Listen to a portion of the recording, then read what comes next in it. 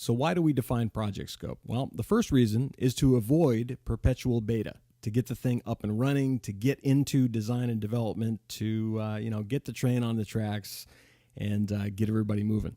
When you define scope, you're essentially forcing everybody to see and address any potential conflicts. What could possibly go wrong here? What are the inherent risks in what we're doing? Okay, what could derail all these wonderful plans that we've made?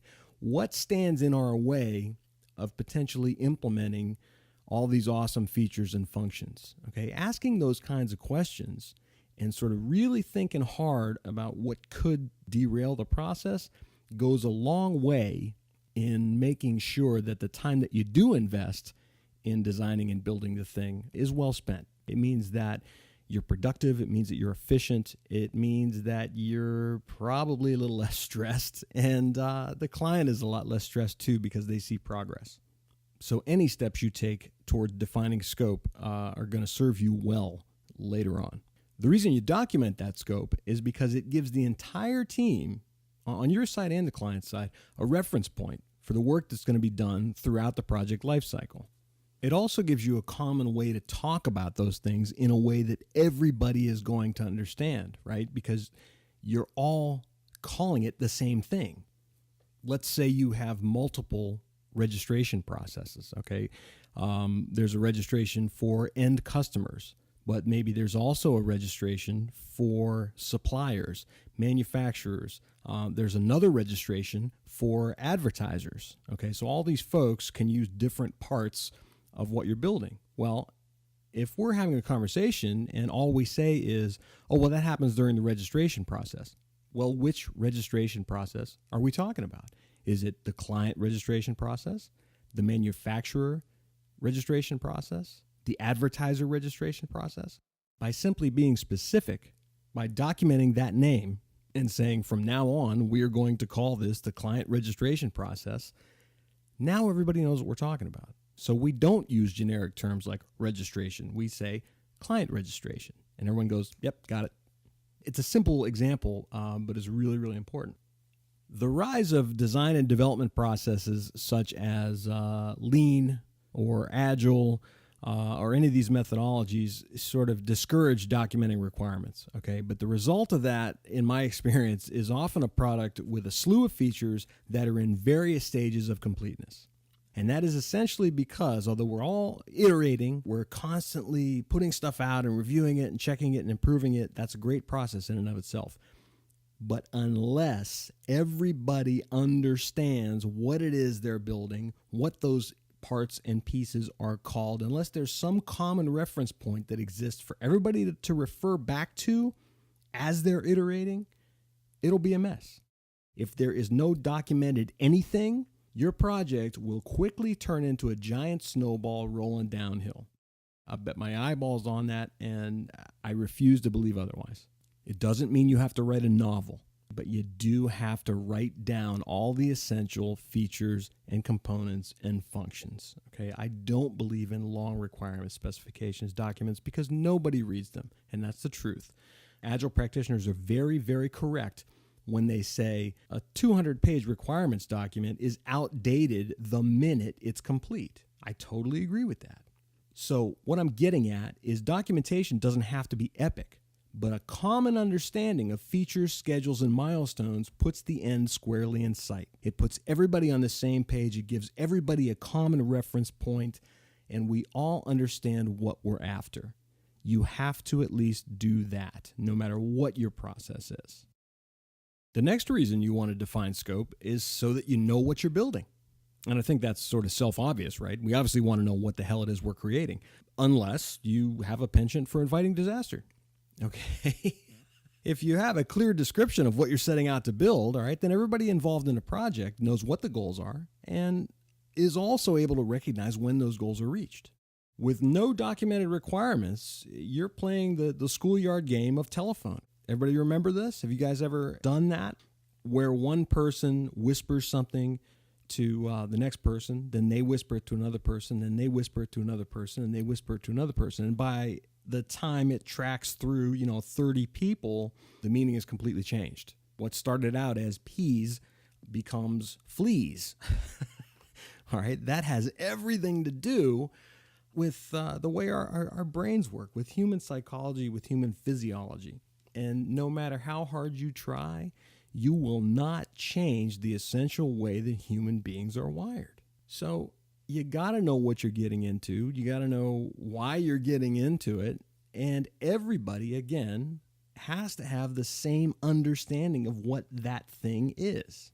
So instead of each person on the team getting a different impression of what the product is, by word of mouth or discussion, and everyone's sort of idea and description of it ending up slightly different, you've got some document, even if it's only a page long, that everyone can sort of quickly refer to and go, oh, yeah, okay, right, okay, it's that. I get it. The other thing that occurs frequently in the absence of requirements is that people will assume that someone else is managing some critical part of the project, when in fact, no one is responsible for that part because everybody thinks someone else has got it. Oh, well, I thought you were going to do that. No, man, I thought you were going to do that. This happens more often than you think. It really, really does. So if you have a defined set of requirements, that allows you to assign responsibility for the work a lot more efficiently, right? It keeps everybody on the same page.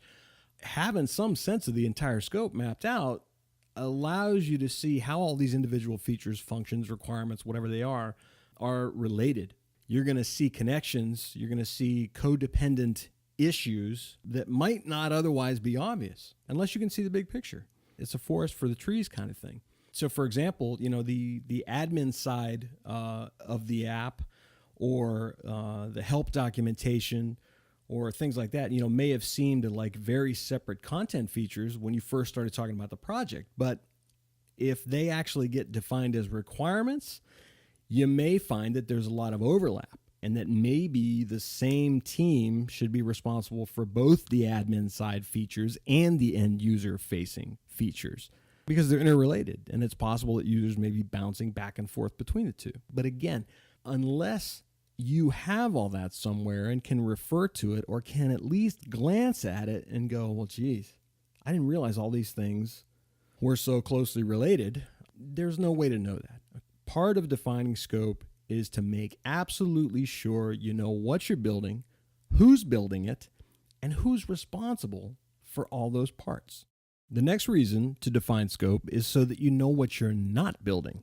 During the initial stages of a project, especially, everybody has ideas about features. Your team, the client's team, outside stakeholders, you may be talking to end users, customers of your client, et cetera, et cetera. The point is everybody is going to suggest stuff.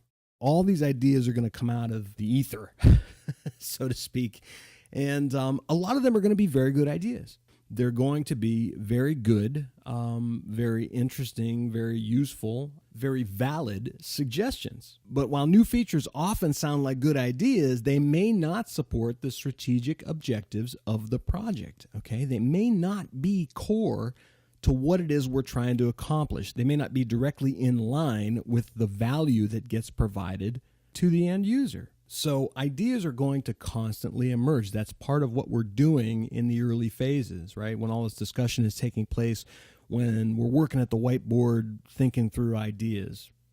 That continues, okay? Ideas for new features almost always continue to emerge after the project is underway. And that's simply because as we move along in the process, there's more information coming to light. As we think through these features and these functions and these possibilities, new options come to light.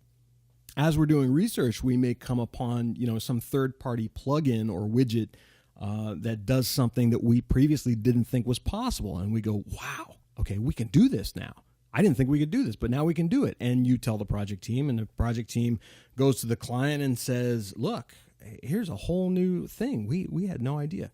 The earlier that happens in the process, the better off you are, because that new feature, if everybody agrees that it's critical, if everybody agrees that it aligns with the product's reason for being in the first place, it should get documented, okay? So it's now part of the scope. And documenting it also forces you to think about, well, how does that new requirement affect other factors that we talked about? Clearly identified requirements give you a framework for determining whether those additional ideas fit into what you've already committed to build. Okay, how does it affect the time we have to complete it? How does it affect our available resources? Do we have the right people who know how to do this? How does it affect budget? Is this thing going to cost us any more money? Does it mean another 3 weeks of development time, which is going to obviously increase the project cost? It's a ripple effect. If you at least make a note that these things have happened, and again, it doesn't have to be 3 pages of explanation. It just has to be a note. We uncovered this. Here's what it does. Here's why we think it's important. And here's how it affects time, cost, scope, overall. Just get it down. So figuring out what you're not doing is equally as valuable as figuring out what you are doing. At least not right now anyway. So although we're talking about, all right, we're going to do these things or we're not going to do these things, it's also important to identify what's doable right now versus what has to wait. So it may be that hey, we can incorporate that feature, but we can't do it right this minute. It's got to wait till next month. So here's a simple way that works out. If you just have a running list that you're paying attention to. Someone wrote it on a whiteboard with a big do not erase sign. Again, it doesn't have to be a piece of paper. But you say this month, here's the features 1.0 list. Okay, we got 1, 2, 3, 4, 5, 6 features. Well, you know what? We're not going to be able to do features 4, 5, and 6 this month. We don't have enough time. We don't have enough bodies. So fine, we'll relegate that to the next iteration, which happens next month. And, we'll knock it out then. So it's a simple matter of managing what you're doing and when you're doing it. But if you don't have the list in the first place, you can't really make those decisions, right? You're guessing. You're saying, okay, I think I know what has to get done this month, but you're kidding yourself. You don't. You can't just keep all that stuff in your head and miraculously charge through and have a solid sense of what's going to fit in and what's not. No matter how great you are, the human brain isn't capable of those kinds of things. Okay, it just isn't. There's 80,000 miles of research to bear this out. So this is not Joe's opinion of how things work. It's a fact. So again, whether you write it down on a piece of paper, whether it's a snippet of information that's living on a project management site, it's traded emails back and forth. It's writing something on a whiteboard and leaving it up there for everybody to see it. I don't care what it is, but you got to write it down so you know what you're doing, when you're doing it, what you're not doing, and what you're not doing right now. Here are some symptoms of an ill-defined scope. Here's when you know something has not been defined properly, okay? And I'm willing to bet that almost all of you have experienced at least one of these things, if not multiple. When scope is too big, the very first thing is that the delivery expectations are completely unrealistic, okay? You got people, project managers walking around going, okay, we got to have features 1 through 12 done by Friday, and it's Tuesday. And you're thinking to yourself, there is no way on God's green earth that's happening. And you're getting a little frustrated because you think to yourself, well, if I was able to bend the laws of time and space, maybe that would be possible, but it just isn't, okay? So when unrealistic delivery expectations are being set and people are agreeing to them, you know you're in trouble. The next thing is when deadlines slip. You miss a deadline, you miss a delivery date, you miss an internal review date. I don't care how insignificant that date or deadline may seem, the minute something slips, pay attention. You are in trouble. Maybe not in a big way, but when things start to slip, that's the beginning of bigger things. Trust me on this. Another symptom is when you're constantly being asked, well, can't we also have A, B, C, D, E, F, G? Okay, either by your own folks, your own project management team, or your own development team or design team, or the client, okay, or the client's people or stakeholders or whoever, right? When people are constantly asking, well, can't we also have this? Can't we also have this? Can't we also have this? Especially if you're already knee deep into design or development, mark my words, you are in trouble, okay? Your scope has not been properly defined, because if it was and everybody understood it, they wouldn't be asking those questions. When people say, can't we also have, it means they have no clue what the scope of the project is. When the designers and the developers are nervous and stressed and aggravated and frustrated, scope is not defined properly. Nothing, and I mean nothing, stresses out a design team or a development team, project team of any stripe, more than having no idea where the finish line is or how the hell they're possibly going to accomplish any of this. It does not bode well, and it will not end well. So that's what happens when your scope is just too big, too wide, too deep, and just ill-defined in some way. Now, when the scope is too small, what typically happens is the first thing is that there's a very unclear path to the full vision. There's a lot of questions. There's a lot more questions than answers. Not so much can't we also have, but people are walking around going, well, what about this? How are we going to do this? Well, what about this other thing? How are we going to, and who's going to, and how are we, and how is that going to work? And do we have the software? How's the database going to capture that information? And who's going to be responsible for that? Et cetera, et cetera. So just no one knows how we're going to get from point A to point B to point C to point D. That means the scope is way too small. There are too many things that you haven't uncovered. There are too many things that you haven't thought about. Just too many questions that have gone unasked. The other symptom of scope being too small is when each release, each iteration, if you're working in an agile or lean way, is that there isn't much progress from release to release. They're unremarkable, they're unimpressive, and they're sort of watered down, right? There's nothing sort of included. We're seeing stuff on the screen, but it doesn't really do anything.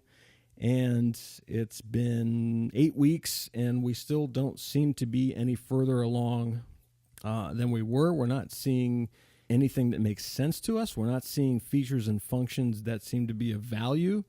It's a clue that there's a lot that's not being considered.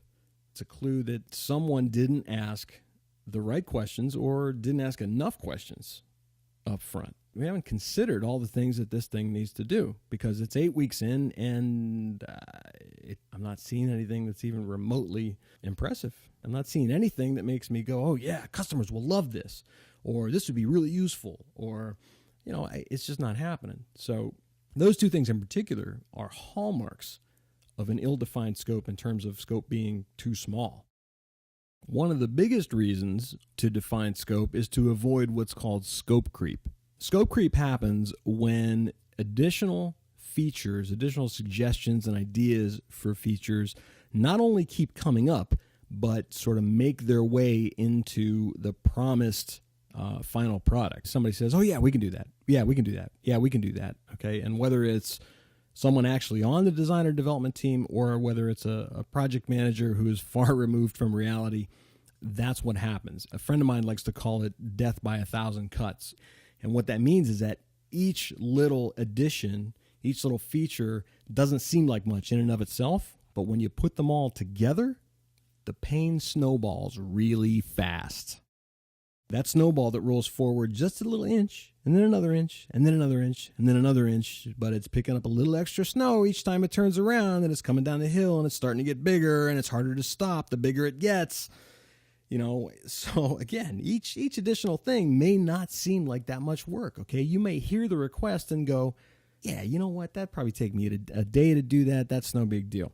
When you put all these things together, that snowball is rolling way out of control, You're blowing past deadline barricades and budget estimates, and you're on your way to a crash. So you got to resist the urge to say yes to everything. List it somewhere, that's fine. But do not make the promise that it's going to wind up in this release or even a future release. Table it and say, we got to look into that and let's see how it affects everything else. Scope creep murders projects. It kills projects. It frustrates people on both sides of the equation because the customer is wondering why you can't get this work done that you agreed to, and you and your folks are frustrated because you're going, oh my God, how are we going to do all this? And why did we agree to it? And, all that hindsight is really, really, really painful. So you got to avoid the snowball situation. And the way to avoid the snowball situation is to just say no, or at least not right now. Now, aside from the nuts and bolts sort of things that we've been talking about in terms of defining scope, there's also a strategic aspect that has to be considered. And the majority of that strategic aspect has to do with what we call trade-offs. Trade-offs are an essential part of scoping a product. And that's exactly what it sounds like. You weigh two options and say, well, can we have this? But if we have that, then that probably means we need to give up something else because we can't do both. Identifying where those areas are and sort of which items, either on the keep or toss list are critical to the strategic objectives of the product, are critical to the value that you're trying to provide, are critical to the business receiving some sort of return on their investment. Okay, identifying those trade-offs are very, very important. Michael Porter, who is very highly regarded in terms of business strategy overall, wrote an excellent piece for the Harvard Business Review where he said, trade-offs are essential to strategy. They create the need for choice, and they purposefully limit what a company offers. And purposefully limit are the two important words there. These aren't deficiencies. They're not things that are lacking. They're not things that are missing. These are purposeful decisions to limit a feature set. They're constraints, in other words. Constraints are very different from limitations. Let's talk for a minute about what the difference between the two is. Both constraints and limitations are boundaries. They both define what you can do and what you can't do. But depending on how you think about it, one condemns you to do less and the other enables you to do more. Here's what I mean. When you say I can't, it means you've made a decision not to act, okay? A decision not to do anything else. There's nothing to be done. I can't do it. This is where limitation comes in, all right? It tells you what you cannot do. You're looking at the other side of the boundary and all the other things over there that you can't do, that you can't have, that you can't be, all right? That's a limitation. When you think in terms of limitations, your focus is gone because you're wasting a lot of time and energy thinking about all the stuff that you can't do. Thinking about what you can't do, obviously, is sort of a waste of time. The difference with a constraint is that you're still aware of where the boundary is, but now you're focusing on an objective that's inside that boundary. So the boundary hasn't limited you. It's helped you focus. It's eliminated a whole bunch of things, choices, decisions, options that you could possibly make, and it's giving you sort of a strict focus on what you can do. That's very, very different. It's positive instead of negative. Some people think that Twitter makes them a better writer because they think harder about what they have to say using fewer, shorter words. That's a constraint. That character limit is a constraint. It narrows focus. When we even look for constraints to help us focus, okay, all sorts of good things come from that. Creativity comes from that. Innovation comes from that. The phrase that I loathe, thinking outside the box, comes from that. Please don't call it that, but you can certainly do it. And constraints are what enable you to do that. Choosing to constrain yourself, to do less, to work with less, means that A, you're probably going to be a little more creative, and B, you have a much more solid understanding of what can be accomplished. So constraints are your best friend. IKEA is a perfect example of an organization who's made some very purposeful trade-offs and set some very purposeful constraints on what they do in a very positive way. And what it's done is it helped them focus on the parts that are most valuable to both the business and to their customers. So here's IKEA's trade-offs, and I think you'll see why they work.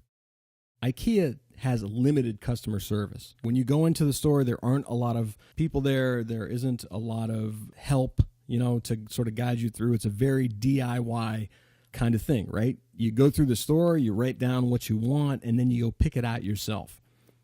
At the same time, the trade-off is they've given up customer service for more intuitive shopping and lower prices. Not having that many people in the store lowers their overhead, which means they can charge less for their products. It also means that because they're expecting people to pick out their own stuff, they've purposely made the process very simple, very intuitive, very easy to use. Everything has a code attached to it, and all you do is write down the number, and then you find the number in the aisles. IKEA has what's known as flat pack or knockdown furniture, which people sort of assume is not, well, it's not as sturdy, it's not as strong as, the stuff you buy in typical furniture stores. And yeah, there's extra effort involved in putting it together, and I don't know if I want to do that. But the trade-off is they've given up pre-assembled stuff, right? And they've given up assembling everything themselves so that they can provide in-house products. Everything is located in-house. It doesn't have to be sourced from anywhere. And it's a very modern style. It's very modern design. So the constraint has enabled the product to be what it is. It may be flat pack and knockdown, but it looks beautiful. It's very cool. It's very well designed. IKEAs are located in suburban locations. They're not downtown. They're not in all the hip cities and sort of right in the heart of things. But what that's allowed them to do is provide a huge on-site inventory. Again, everything is at your fingertips as a customer. It's all there. You don't have to go anywhere else. There's almost never going to be a situation where you're going to walk in an IKEA and they're going to say, oh, well, we don't have that, but we'll probably get it in soon, blah, blah, blah. No, that's because the store itself is the warehouse, okay? There is no other warehouse. That's it. These are all very purposeful trade-offs. These are all things that are strategic about IKEA's approach to delivering value to customers. They've given up things in order to gain other things. Okay? Scoping a project is no different. You have to figure out what you're gaining and what you have to give up in order to realize those gains. Defining project scope also means defining product evolution. How's the product going to change, evolve, grow over time? How's it going to remain relevant, right? And one of the best ways to do that is by a process typically known as the long wow. Okay, I'm going to explain what that is. Essentially what it means is that you provide new experiences and recurring delight, recurring surprise, recurring, wow, I didn't know it could do that over time as people use the product. It's not just a set it and forget it kind of thing. It's constant evolution, constant improvement, constant features. Now, in the world of web software and websites and everything else, we already understand that. But it transcends just digital products into everything that we do. And you'd also probably be surprised at how many times the evolution of a product isn't really considered up front. And that's typically because everybody has their heads down just trying to do the work. So here's an example of how to deliver progressive, continuous value. Okay, the goal is to systematically serve and impress customers again and again and again. I'll start with the example of a pedometer, which measures distance. Okay, if you're a runner or you're a walker, you exercise in some way, and what it does is it measures how much distance crossed and in some way what the benefit of that is. So it's meant to record your accomplishment and show you that you're making progress. This is a very functional little unit. It's small. It fits in your hand. It has a clip that can clip onto your belt so that while you're walking or running, it's not, you don't have to hold it. And it has some basic features. You can set a time. You can time yourself. You can record distance. Basically, the feature set is the feature set is the feature set is the feature set. Okay, when you buy this product, you use it the same way, and you'll continue to use it the same way for as long as you own it. By comparison, Nike teamed up with Apple years back and created this little gadget, okay, which works with your iPod to also monitor your progress and your improvement. But what they did with this product is they sort of unfolded a series of new experiences over time. So you bought the unit, but the ways in which you use it kept changing. They kept adding new features and new functions. Now, the device didn't change because you used it in conjunction with an iPod. So as you updated the software on the iPod and it incorporated new features like, okay, you can have your power track for days when you really feel like going for it, or you had social features where you could compare your progress to other people and maybe even communicate with other people and set groups and do all this sort of innovative, collaborative